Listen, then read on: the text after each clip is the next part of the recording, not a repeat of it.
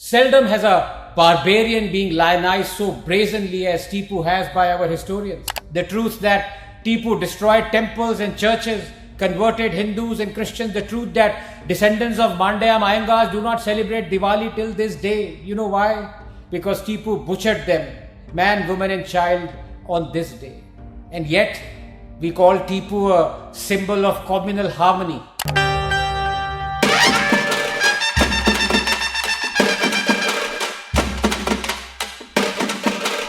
Nations weaken not because of their past, but rather by how they are taught it.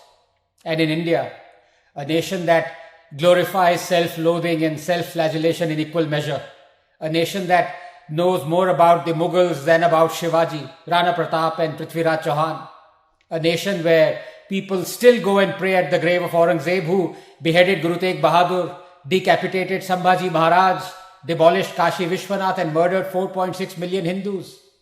A nation where Guru Arjan Dev was forced to sit on a hot plate and literally cooked alive by the Mughal Emperor Jahangir. And what do? We immortalize Jahangir in our films as the affable, feather-toying, romantic Salim.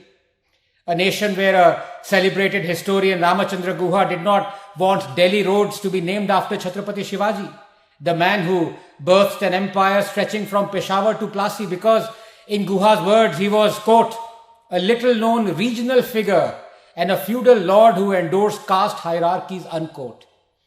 India, a nation where we eulogize invaders who over centuries perpetrated the largest genocide in human history. A nation where celebrities take pride in naming their son Taimur, where politicians gush when called by their nickname Tipu. India, a nation whose history has been written by those who hated Hindus, Hinduism and Hindustan. Not anymore. History, they say, is too precious to be left to historians. But in Vikram, I will make an exception. His new book, Tipu Sultan, must not only be read by every Indian, it must be prescribed by our schools and universities, because, truth be told, seldom has a barbarian been lionized so brazenly as Tipu has by our historians. Vikram's book, at long last, lays bare the truth about the man. Nothing but the unvarnished truth. The truth that Tipu Sultan issued a terrifying proclamation calling for all Muslims to come together to wage jihad. Annihilation of the infidels is a sacred duty, he said. The truth about the Hindus of Coorg who suffered a particularly brutal onslaught. Murders, tortures, forced conversions. Even dead Hindus were converted. Even dead Hindus. The truth that Tipu destroyed temples and churches, converted Hindus and Christians, the truth that descendants of Mandayam Iyengar do not celebrate Diwali till this day. You know why? Because Tipu butchered them, man, woman and child, on this day. And yet, we call Tipu a symbol of communal harmony.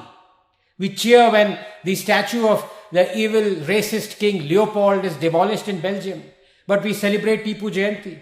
There is no difference between Tipu Sultan apologists and Holocaust deniers, and yet they exist in their millions.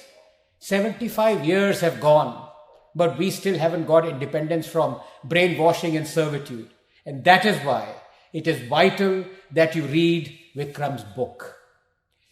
We are living in a world where you believe what you see.